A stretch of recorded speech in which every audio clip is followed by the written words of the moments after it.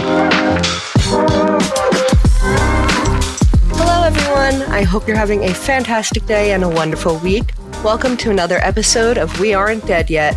I'm Emily Armstrong, creator of the TTRPG system Quests and Quarrels, as well as the settings Beckett-Build, Culinary Punk, and Elder Space. I'm here with Dazzlecat. Hello, I am Dazzlecat. I am the creator of the TTRPG Meaty Bones, as well as the worlds of Pangorio and Hypnosium. I am here with Safa. Hi there, my name is Safa Burnell. I'm a best-selling cyberpunk and mythpunk author and an editor for a small press. I've been in the fiction sphere for more than 15 years, and I'm going to remind everybody today, don't worry, there's always something we can do, because we aren't dead yet.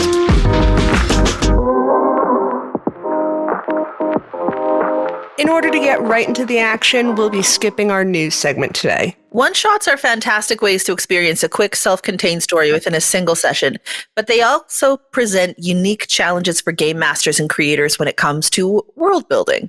In tabletop RPGs, world building is the art of crafting the setting for your campaign. It's also about creating a believable and immersive world that your players can explore and interact with. A well-built world can make your game feel more alive and engaging, drawing your players deeper into the story.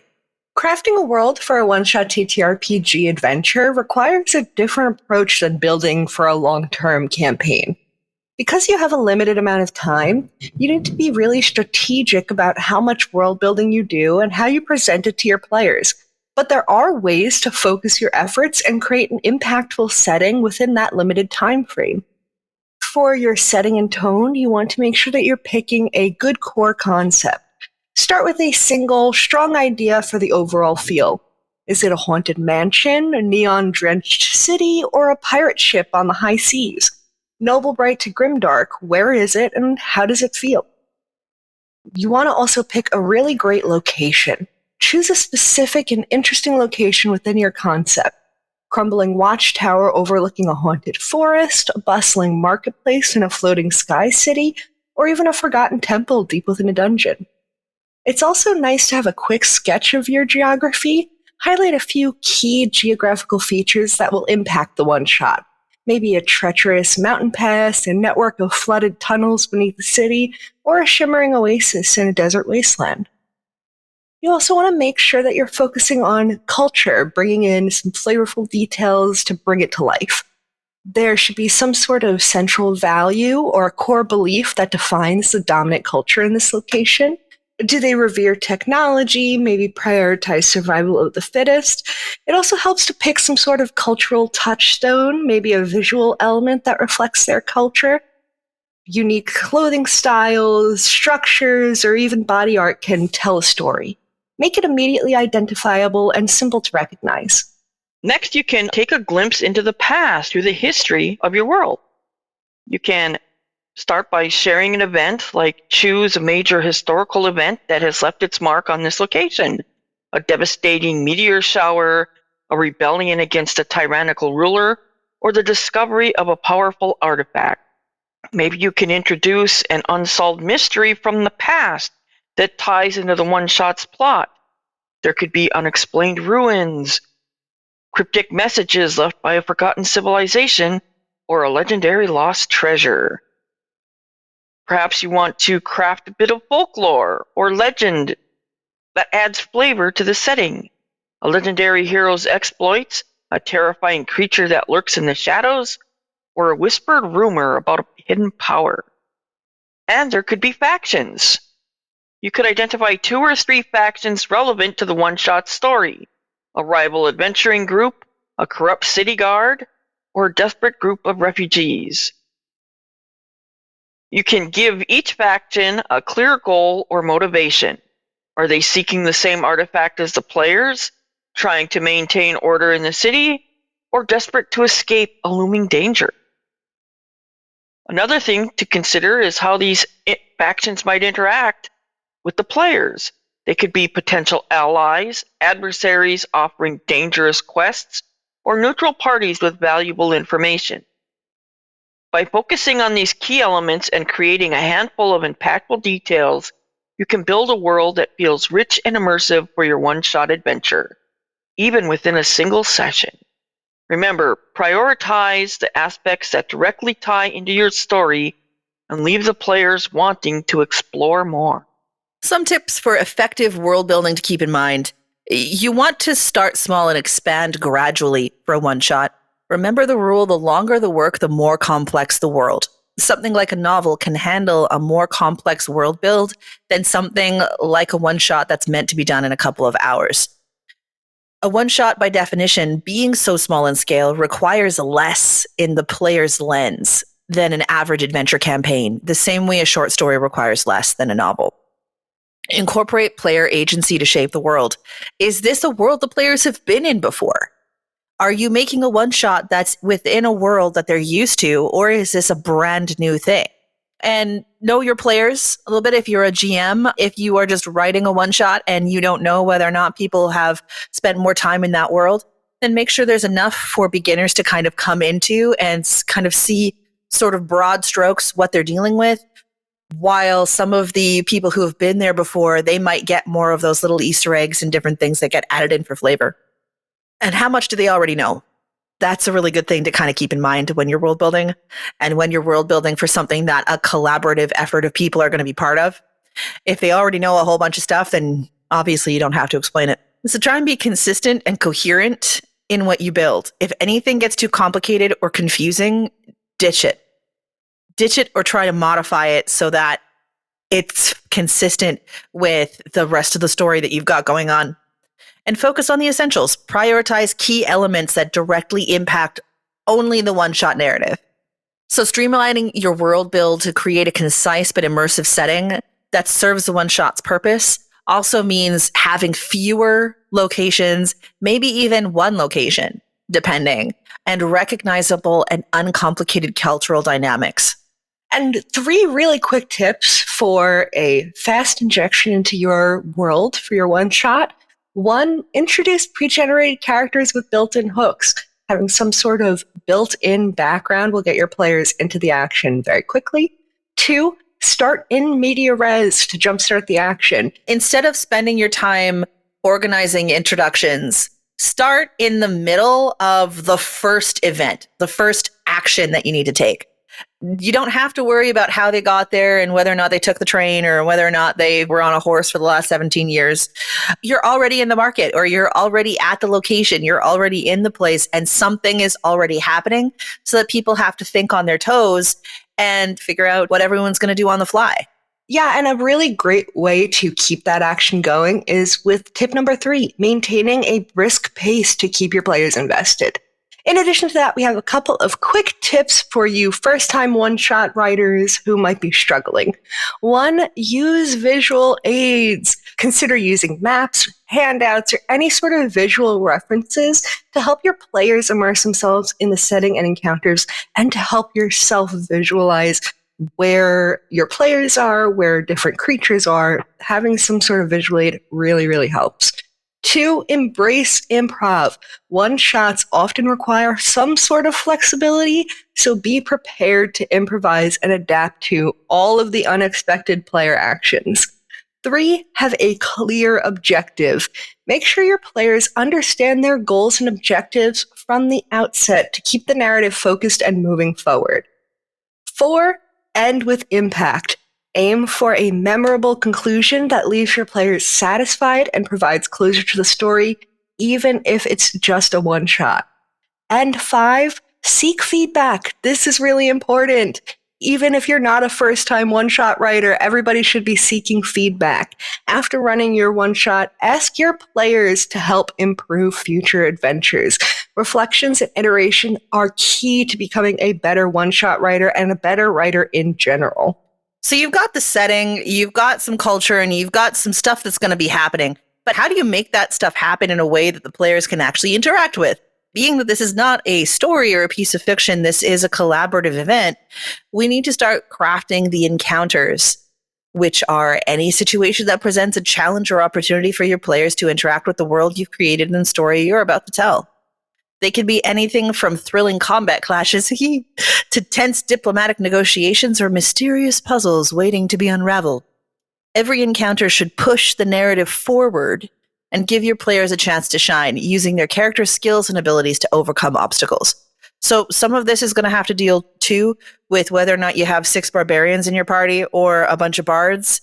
You're going to have to know who your players are and what kind of game that you're expecting. So again, that is something that we're going to be hearing about next episode with the wonderful Dazzlecat, who is going to be talking about being a GM and going to be bringing up things like a session 0. So stay tuned. Don't turn that dial, and hope you tune in next week for the episode on how to be a GM. So there's a few types of encounters. One is a combat encounter, something that I particularly love, especially in my love of video games and martial arts. These are the classic battles where players test their might against foes. But remember, combat isn't just about rolling dice, thank goodness. It can be a strategic test, a desperate struggle for survival, or even a display of martial prowess. How many times can you kick someone in the head? I want to know. They could be social encounters. Not all challenges involve swinging swords, unfortunately. Social encounters allow players to use their charisma, wit, and negotiation skills to overcome obstacles. These can be tense diplomatic negotiations, bartering with a shrewd merchant, or even charming their way out of a sticky situation. And there could also be exploration encounters. The world is full of mysteries waiting to be discovered. Exploration encounters let players delve into the unknown, unearthing hidden secrets, navigating treacherous environments, or piecing together clues to solve a puzzle. So how do you maintain momentum with those encounters? A balanced pace is crucial for a one-shot, akin to a well-balanced meal. You wouldn't begin with dessert, nor would you want 5 courses of heavy pasta, although it sounds like a challenge I'm willing to take. The same principle applies to encounter design. While variety is essential, it's equally important to consider the flow and the rhythm of your one-shot. You want to avoid any monotony. Don't bombard your players with relentless combat or endless social encounters. Intersperse intense encounters with moments of exploration or lighter social interactions to give your players a chance to regroup and strategize. This ensures that they stay engaged and eagerly anticipate what unfolds next in their one-shot adventure. And on top of this, if you're unsure what they want, ask them. Ask your players before you start what they're looking for. They will tell you. They'll have no problem telling you exactly what they want and what they're looking for. And with that, you're also going to want to consider the flow. Think about the overall flow and rhythm as you design your encounters. Start with a compelling hook to grab their attention, and then alternate your encounter types to maintain the momentum and build towards a climactic final encounter. Okay, now that you've decided on your encounters, it's time to build them, and the only way to do that is to use the components of well-crafted encounters. First up, have a clear objective and stakes involved. Now, there could be a variety of stakes. The biggest thing is, are the players supposed to gain from it? So what is their objective to get to that stake? That is very important. Now, each NPC, if you have involved in there, is usually always one that's pertinent. They're going to have their own little objective and perhaps a different stake. Maybe they are going to try to get there first and try to swap out the real stake for a fake one for the players. Keep that in mind, because that is going to determine how you set it up with the rest of the components. Another thing to consider is dynamic environments and the actual NPCs themselves that you're going to use. That is a very broad area, and this is all based on what location you chose. So you chose this tower. You're in this old tower, and you're using places where the floor is rickety. There's holes in the floor, covered up by like these moldy covered rugs that you can't see, and you've created these little traps where your players, this floor felt spongy, type of situation. And also, when it comes to the NPCs, maybe there's little hunchback Igor lurking around, waiting to pull the cord to turn that staircase into a slide and send the players smashing back down to the lower floor. All kinds of little interesting tidbits like that. Another thing to keep in mind with your components is multiple solutions. The rule of 3 is a very good rule. Have in mind 3 possibilities, because your players are almost never going to choose the obvious one. And even then, you're probably not going to have any idea which one they actually choose, because they're players, and players having agency do all kinds of interesting things that you have to flex your mind around and keep up with them, or try sometimes to get a step or two ahead. Always have multiple solutions that you can just, okay, they did this, or you can just say, yep, whatever, that worked, and then you can throw in your alternative that you have on hand, ready to go in case you need it. Now, this leads us to modular encounters that are built for flexibility into your one-shot. You're building with that interactive, interchangeable bits and pieces all over, and it is hugely important in all adventure encounters to be modular, and absolutely essential for a one-shot in order to get through the adventure in the time that you have. Think of a one-shot as you've made a play set with Legos. Now your players came in, they swung a stick, broke off a few pieces, now you got to rebuild something new. That is how your one-shot is. You are interchanging pieces, moving them around, rebuilding things as you go, and you have to have all your components interchangeable like that, and that will keep a free-flowing, unique experience for your players. One-shots, while fantastic for delivering captivating stories in a singular session, present a unique challenge: adaptability. You can't predict every player choice, as I said before, and a rigid encounter design might crumble if your players veer off the expected path. And this is where the Lego concept is your secret weapon. Let's define some things. What exactly is a modular encounter? Modular encounter is a flexible framework built from interchangeable elements. These elements can be obstacles, challenges, NPC interactions, environmental effects, hello, jet of lava coming out of that wall for whatever magical reason, or even consequences. By mixing and matching these pre-designed elements, you can adapt the encounter on the fly to respond to player choices and maintain a smooth narrative flow. Players often surprise you with their creativity. Really surprise you. Nothing ever happens in your adventure till the players arrive, and oh boy, be ready. Modular encounters allow you to adapt to their choices without railroading the experience. Also, you want to maintain pacing. If players struggle with a particular challenge, you can swap in an easier element to keep the game moving.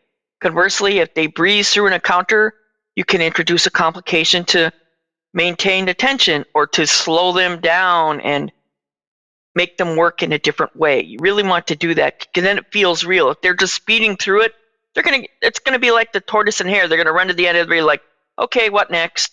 But if you give them the slowing down moments, it feels more enriching and more real. That, hey, we ran into, oh no. You want them to feel that. Reduce your prep time by creating a library of modular elements. You can assemble encounters quickly and tailor them to your specific one-shot adventure. This is why I always say every NPC you have has their own little objective and a little stake or goal that is like tangent to the main plot, but it's still its own little unique piece. And have one of those ready. I mean, it can be very simple, and just be ready to flip-flop them in. And when you make them for like the key NPCs that directly interact with the players, then you can swap them for anybody. You can just change the names in a heartbeat as you go, and it'll keep everything flowing and seem real. And because they have a tangential connection to the plot, they will help to guide the players back to the main plot again, so that you can keep things flowing to the big conclusion, which is the whole essence of your one-shot. Now, when it comes to building your modular encounters, define the central goal of the encounter. Whether it's like, persuade a guard, retrieve an artifact, escaping a collapsed structure, steal someone's sweet roll, that kind of thing. You always want to have it defined in the encounter. create a pool of interchangeable elements, this more defined, like obstacles such as locked doors, environmental hazards, a broken bridge perhaps, social barriers, challenges like combat encounters, puzzles, and skill checks. Interact with NPCs that are allies, adversaries, neutral parties with varying agendas. Maybe some environmental effects, changing weather, time constraints, or magical anomalies. Don't forget the consequences, partial success, setbacks, or unexpected discoveries. Develop logical connections between elements to facilitate smooth transitions. Failing a skill check to bypass a guard might lead to combat or a social encounter. Hey, I saw you take that sweet roll. Establish clear triggers that initiate the encounter and potential branching points where modular elements can be introduced. Use descriptions to seamlessly weave modular elements into the existing narrative that your players are creating. Never forget player agency. Let the player's choices dictate which modular element becomes relevant, ensuring a cause and effect relationship between their actions and the encounter's progression. Always have those Lego blocks ready to slap down or build something new right then and there. You can do it. By embracing modular encounters, you empower yourself to deliver dynamic and adaptable one-shot adventures that respond to your players' choices, leaving them with a memorable and engaging experience. And also, so they feel all along the way that they have chosen their own path to get to the conclusion of your adventure. So Daz, you're doing Adventure April this April, correct? Like for World Anvil? Yes, I am. What can you tell us about setting and tone and how you've set the stage for this one-shot? This one-shot takes place in the White Hills Prison, where criminals who cannot pay the fines for their crimes serve time in confinement. Periodically, criminals are allowed to earn acquittal of their crimes by making their way out of the grueling jail alive. Their progress through this dangerous place is magically viewed for entertainment. There is no need to volunteer. Challengers are unwillfully chosen from amongst the incarcerated. I am assuming that the prisoners are aware that at any point in time they can be called upon and watched. They know that it's a possibility, and they try to avoid being picked. It starts off with the players waking up in the first room of the grueling jail, where they used to be chained in their cells in the prison. They are now unchained in this stark room. It's dimly lit to give them just enough light to see where they're going, but not enough to say, like, sit down and read a book. So we've got this sort of dark prison setting. We've got people who might not know each other, which is great from a one-shot perspective because there's smaller amount of history between the characters and they get to kind of meet in a way during this one shot. And then in the culture, you've got this culture of magic, but also this culture of incarceration and learning what they're going to do next from what happens when they wake up unchained in that little room. That's pretty fascinating. So when it comes to things like encounters for this one shot, how did you go about developing the different encounters? Are combat encounters with other inmates? Are they monsters for entertainment purposes? What's going on with that? How did you form that? The rooms themselves of the dungeon each have specific traps and statues that are enchanted to trigger. Well, some of the statues are actual gargoyles that will come to life. Gargoyles are a creature of the elements, and they can pose indefinitely as a stone statue and then come to life and attack and fight. And so they have to get past those types of creatures. Now, they can bypass going through the rooms if they say, hey, look at the murky water. There's like a broken hole in the first cell that they wake up in, and it drops down into this murky stream if they were to jump down and take to the water. Ew. Yeah, hey, you could do that. I just stole a loaf of bread. Why am I in goo? Yeah, it doesn't matter what you're in for. You could even have been framed. It doesn't matter. You're now entertainment. But the goal is if you make it out the other end of this dungeon, you are acquitted of your crime. You don't have to pay a fine, and you're free to go as soon as you make it out into daylight. There's definitely a push to want to get out, to want to do that. So that definitely gives the motivation, and I'm assuming that also gives a sort of sense of time, too. So it's interesting how you're doing that and how you're kind of insulating for this one shot. Because, Pangorio is a gigantic world. Pangorio has tons of different cultures. It has tons of different species, from little like dragonfly people all the way up to giants. But for the sake of this, we're just kind of narrowed down into that one kind of space. Would you call it an escape room or a dungeon crawl? Would you? This would be an escape the dungeon scenario. It's like an escape room, but there's many rooms, so that's why I call it an escape dungeon. So it's a dungeon crawl of escape rooms. And on the way, they will be able to find things for the combat with the gargoyle room, because they wake up with nothing but their clothes on. There's a well in the middle with fresh, clean water. There is no food. Nothing. They will die of starvation, so they have to make it out if they want to live. So again, there's that sense of urgency. When I look at building one-shots, somebody who has not played very many, but who is in the middle of building I guess it's third, having that sense of urgency seems like it's a really important thing to keep your players on track. The resources they may or may not have, the hole in the wall with the water that they can go through, it adds or takes away from that urgency. So it's really neat to see how world building can kind of be focused in, so that when we build our one-shots, we're only building it for this one small thing. Say somebody has read the Judge of Mystic saga, and then they go into Phylloxera Frenzy, which is my one-shot that's coming out. You will be able to see it in another couple weeks. We are in Hellas. Hellas is a place that nobody in the Judge of Mystic saga in any of the books or one-shots has ever been before. But we're in one small specific place in Hellas. And so when people encounter this one-shot, sure, if they've read the books, they'll know who Donovan is. They'll know who Caleb Malthison is and the Mystic Truce and all of that. They'll know all of these other things.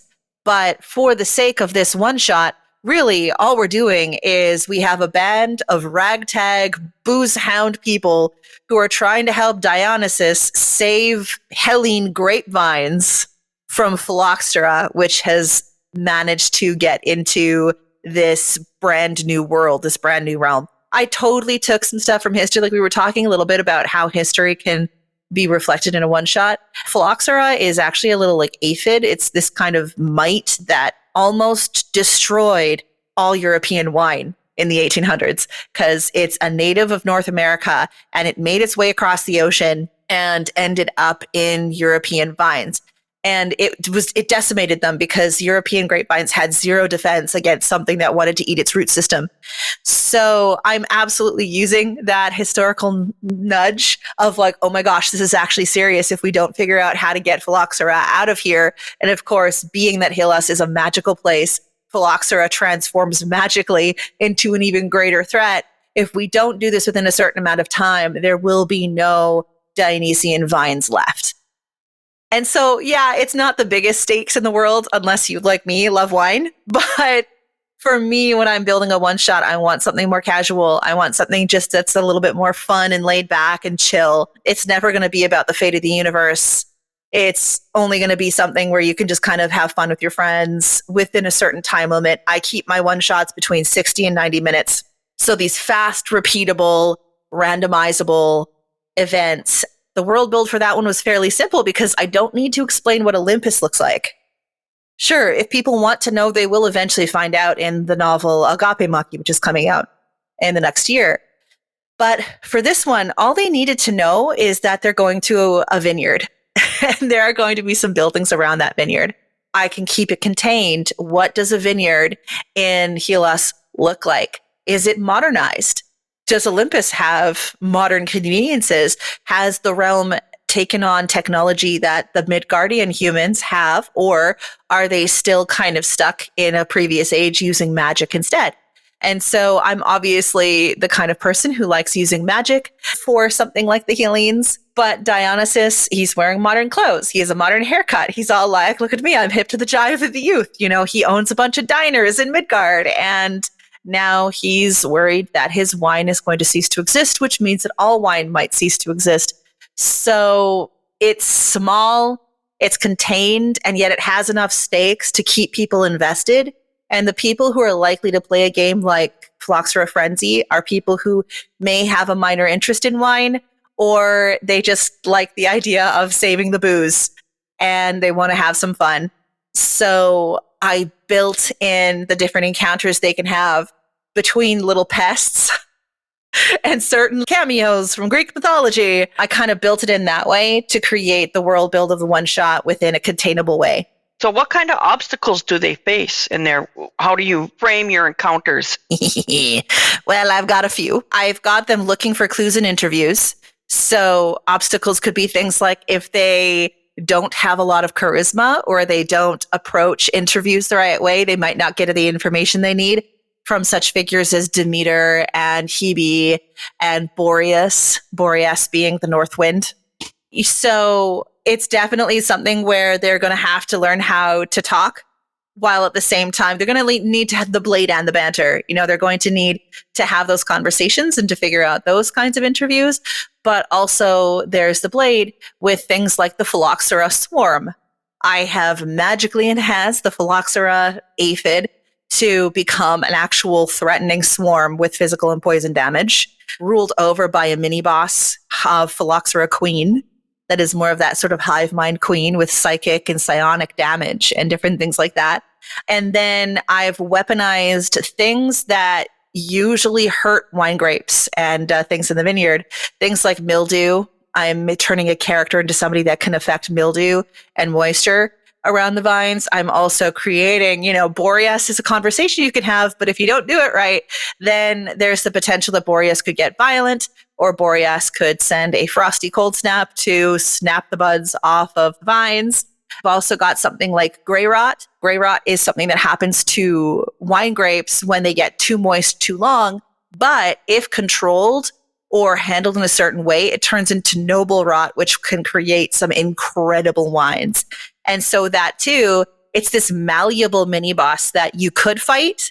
You can just fight the representation of gray rot, or you can try and find a way to connect with that personification and guide them towards the more noble end.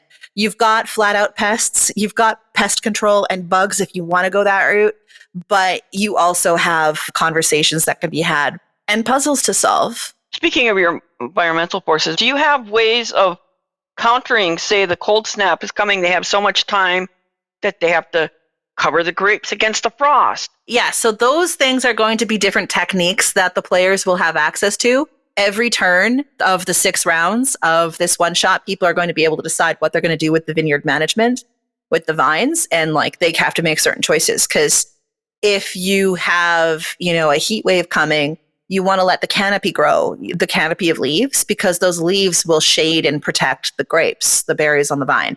But if you've got a whole bunch of rainstorms coming, then you want to cut back the canopy because you want them to get it dry as possible. You don't want more of that leaf cover in there. So there's different ways of affecting what you do with the vines in a vineyard that I'm bringing in some of that knowledge into a game. Because I'm trying to experiment with gamifying vineyard management and what a vineyard is like and what grapes is actually like.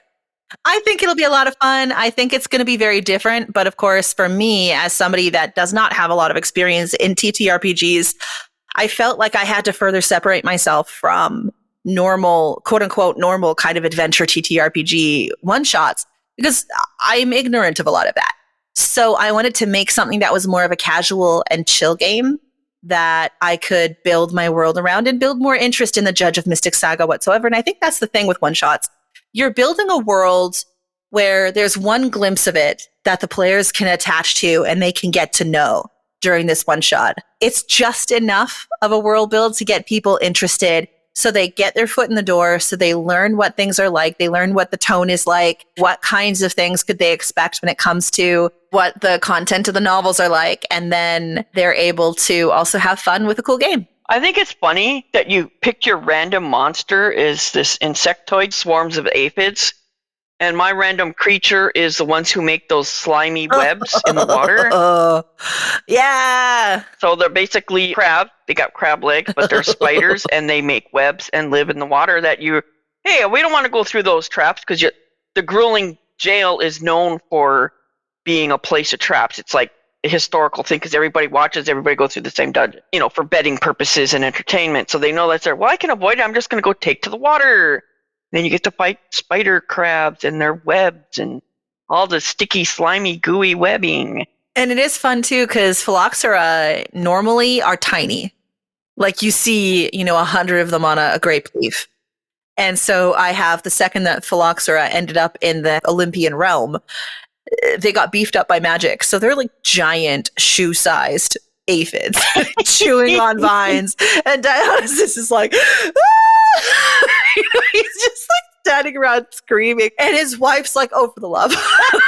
I should have stayed in Minos. But yeah, I'm also doing bugs. But I figured that would be a lot of fun. It was something I could pull off within Adventure April. Both of us are doing bugs. Enjoy.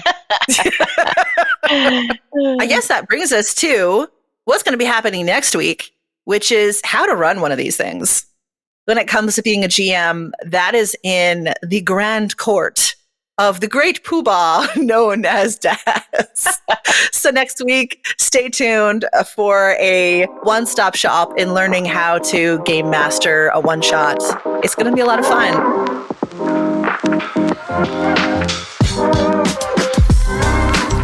And with that, all you rebels, writers, and gamers, we're wrapping up another mind-bending episode of We Aren't Dead Yet, your go-to for all things TTRPG and speclit. Stay wild, curious, and keep defying the ordinary. Until next time, hit up WADY at vredamedia.ca/WADY.